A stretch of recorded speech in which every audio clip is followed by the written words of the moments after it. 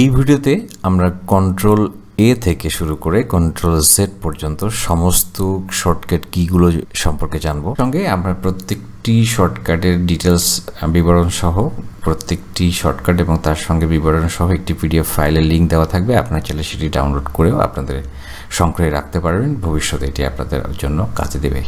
তো চলুন শুরু করা যাক। অনেকের কাছে মনে হতে পারে যে আমি তো অনেকগুলো এই শর্টকাট কি জানি, কিন্তু তারপরেও আমি নিশ্চিত এতটুকু বলতে পারি যে আপনার সমস্ত টিউটোরিয়াল দেখার পর আপনি এই জানা শর্টকাট কিগুলোর মাধ্যমে অনেক অজানা কিছু জানবেন। তো চলুন সেটা প্রমাণ করা যাক। প্রথমেই আমরা জানি প্রত্যেকেই যে কন্ট্রোল এ এটি দিলে সমস্ত কিছুই সিলেক্ট হয়ে যায়। যেমন আমি যদি প্রথমে এখানে সেল পয়েন্টার রাখলাম প্রথমের দিকে, এরপর কন্ট্রোল এ প্রেস করছি, দেখুন পুরো ওয়ার্কশিট সিলেকশন হয়ে গেছে। কিন্তু আমি যদি একটা ডেটা টেবিলে সেল পয়েন্টার রেখে আমি যদি এখন কন্ট্রোল এ প্রেস করে, দেখুন শুধুমাত্র আমার এই টেবিলটি সিলেকশন হয়ে গেছে, ডেটা টেবিলটি। ঠিক একইভাবে যখন আমি এখানে যে কোনো সেল পয়েন্টার রেখে কন্ট্রোল এ প্রেস করছি, তখন কিন্তু আমার এই ডেটা টেবিলটি সিলেকশন হয়ে গেছে। তাহলে আসলে এটি নির্ভর করবে আমি সেল পয়েন্টারটি কোথায় রেখেছি সেটির উপর নির্ভর করে সমস্ত টেবিল বা সমস্ত ওয়ার্কশিটকে সিলেকশন করবে। এবার আমরা কন্ট্রোল বি সবাই জানি, তো এটা খুবই সহজ, এটাতে নতুনত্ব কিছু নেই। সিলেক্ট করে কন্ট্রোল বি প্রেস করলে এটি বোল্ড হয়ে যাবে। আবার যদি এটিকে আমরা প্রেস করি, এটি অন এটি অফ, অর্থাৎ এটি বোল্ড করবে এবং এটি দিয়ে বোল্ডটিকে আমরা আবার সিম্পল বা সাধারণ টেক্সটে কনভার্ট করতে পারবো। এবার কন্ট্রোল সিতে আমরা নতুন কিছু জানতে চলেছি। এবার যেমন কন্ট্রোল সি প্রত্যেকেই আমরা জানি কপি হয়, এবারও কপি হবে ঠিকই। তো কপি করলে নর্মালি এরকম একটা সিলেকশন দেখায় এক্সেলে, আমরা প্রত্যেকেই জানি। অর্থাৎ এখানে এলইডি বাল্বের মতো করে একটা ব্লিঙ্ক হচ্ছে। তো আমরা এটা কপি করার পরে আমরা যদি মনে করি যে আমাদের ক্লিপবোর্ডটাকে আমরা চালু করবো, অর্থাৎ বেশ কিছু এলিমেন্ট অনেক সময় আমাদের কপি করার প্রয়োজন হয়, যখন যেটা প্রয়োজন সেটা হয়তো আমরা দেখবো। সাপোজ আমাদের বিভিন্ন সময় হয়তো বিভিন্ন রকমের ডেটা লাগছে, তো আমরা এটাকে হয়তো কপি করে রাখলাম। এখন আমরা চাচ্ছি আমাদের ক্লিপবোর্ডটাকে অন করতে, তো সেজন্য আমরা এখানে প্রথমে ক্লিপবোর্ডটাকে অন করার জন্য এখানে আমরা এই কলাস বাটনে ক্লিক করার পরে এখানে অপশনসে যাব এবং এখানে দেখুন শো, এখানে যে office clipboard when control C pressed twice, এখানে যদি আমরা চেক বক্সটা নর্মালি আনচেক থাকে, এখানে যদি আমরা চেক করে দিই, তাহলে কি হবে, যখন আমরা যে কোনো একটা কিতে মানে যে কোনো একটা সেল পয়েন্টার বা যে কোনো জায়গায় সিলেক্ট করে আমরা যখন দুইবার কিবোর্ড থেকে কন্ট্রোল সি প্রেস করব, দেখুন আমাদের কিন্তু এখানে আমাদের ক্লিপবোর্ডটি অন হয়ে গেছে। এবং এখান থেকে কিন্তু আমরা চাইলে ক্লিপবোর্ডটাকে কপি করলাম, তাহলে কিবোর্ডটা এখানে দেখতে পাচ্ছি। খুলনাকে কপি করলে কিবোর্ডটি দেখতে পাচ্ছি, খুলনাকে সিলেক্ট করে ক্লিপবোর্ডটি দেখতে পাচ্ছি। এখন যখন যেখানে আমাদের যেটি প্রয়োজন, সাপোজ এখানে রংপুর প্রয়োজন, এখানে ক্লিক করব। এখানে আমাদের ঢাকা প্রয়োজন, এখানে আমি ঢাকাতে ক্লিক করব। এখানে আমার হয়তো অন্য কোনো ডেটা প্রয়োজন, আমরা এখান থেকে সেখানে ক্লিক করব। তাহলে ক্লিয়ার করতে পারবো সব কিছু, ক্লিপবোর্ডটাকে ব্যবহার করতে পারবো। তাহলে দুইবার আমরা কন্ট্রোল সিতে প্রেস করলে আমরা আমাদের ক্লিপবোর্ডটাকে আমাদের এই উইন্ডোর পাশে ব্যবহার করতে পারবো।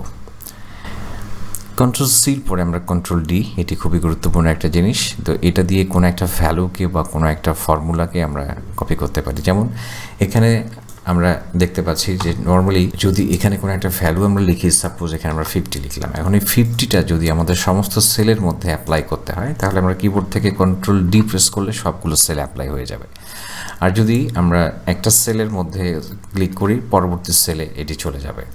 এখন এভাবে শুধুমাত্র ডেটা নয়, এখানে আমরা যদি সাপোজ আমরা এখানে অল্টার ইকুয়াল প্রেস করলে তো সাম হয়ে যায়, সাম হয়ে গেল।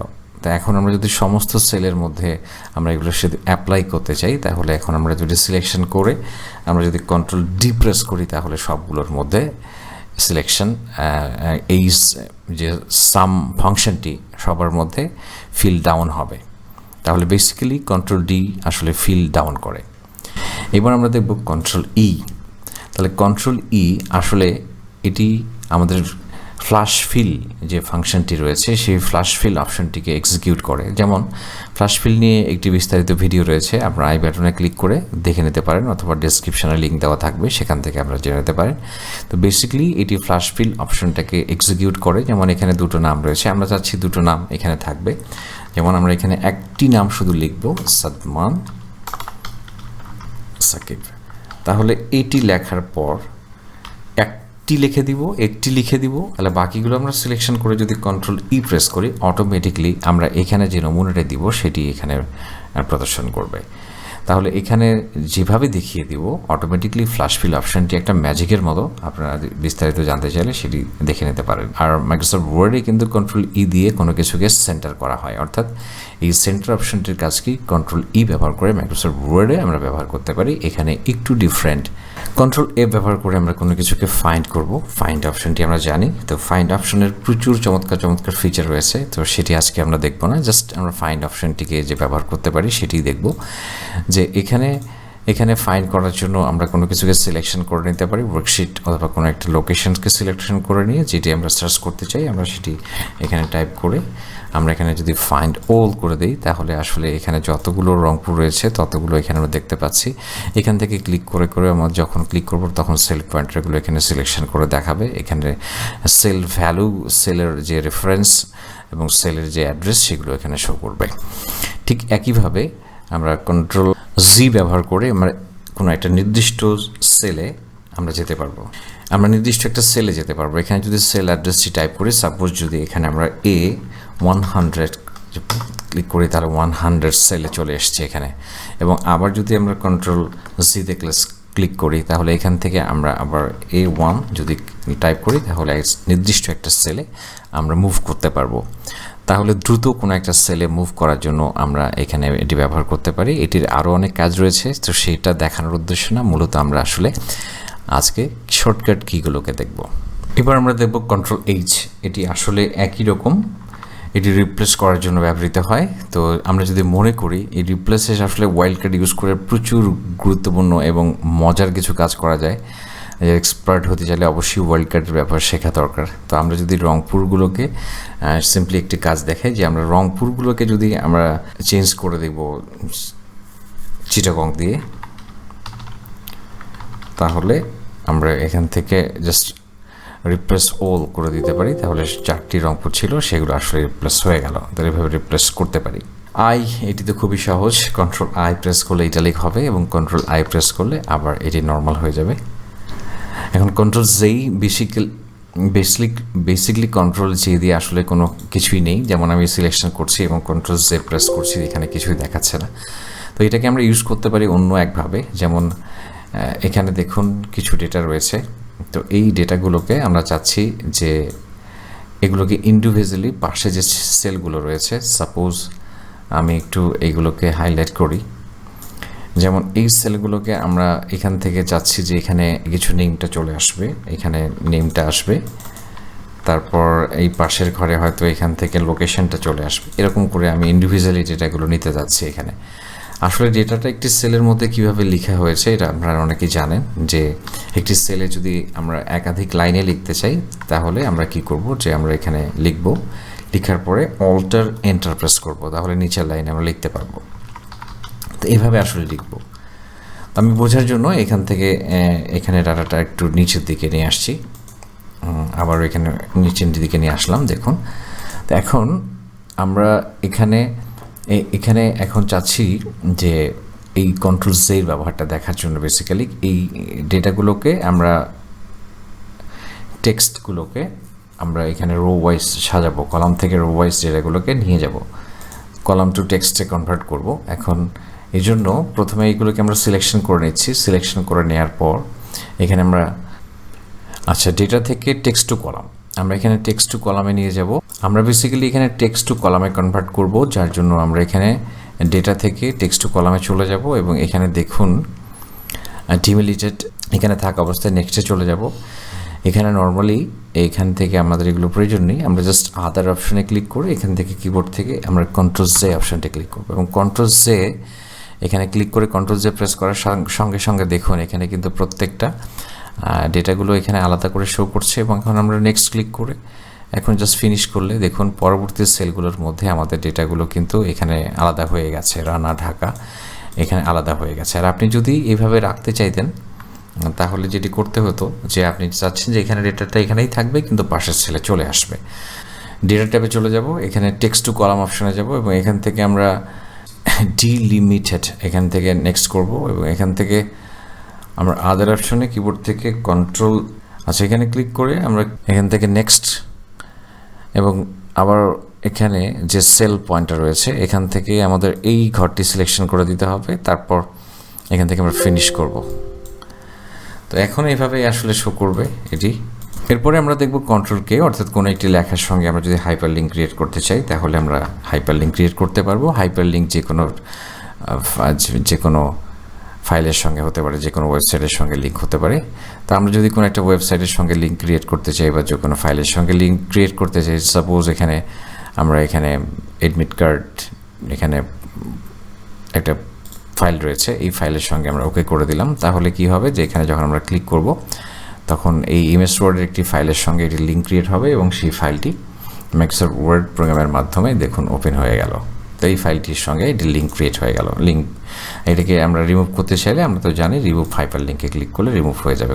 ctrl+l, তাহলে এখানে সিলেক্ট করে আমরা যদি ctrl+l প্রেস করি তাহলে আমরা একটি টেবিল ক্রিয়েট করতে পারবো। এইটা একটি টেবিল হিসেবে নির্বাচিত হয়ে যাবে, তখন আমরা এটিকে বিভিন্ন পারপাসে ব্যবহার করতে পারবো।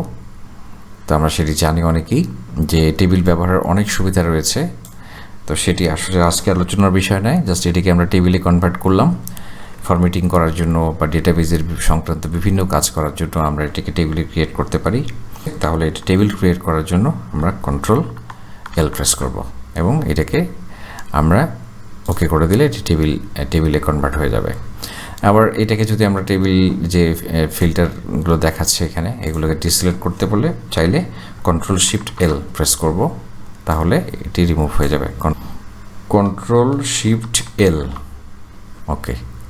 আমাদের যদি কাজ করতে করতে কখনো নতুন ফাইলের প্রয়োজন হয় তাহলে ctrl+n প্রেস করলে আমাদের নতুন একটি ওয়ার্কশিট ওপেন হবে, আগেরটিও থাকবে, নতুন একটা ওয়ার্কশিটে আমরা কাজ করতে পারবো। এখান থেকে কোনো কারণে সুইচ করতে পারবো, এখান থেকে ক্যালকুলেশন নিয়ে এখানেও আসতে পারবো। অর্থাৎ নতুন কোনো একটি ফাইলের প্রয়োজন হলে ctrl+n প্রেস করব।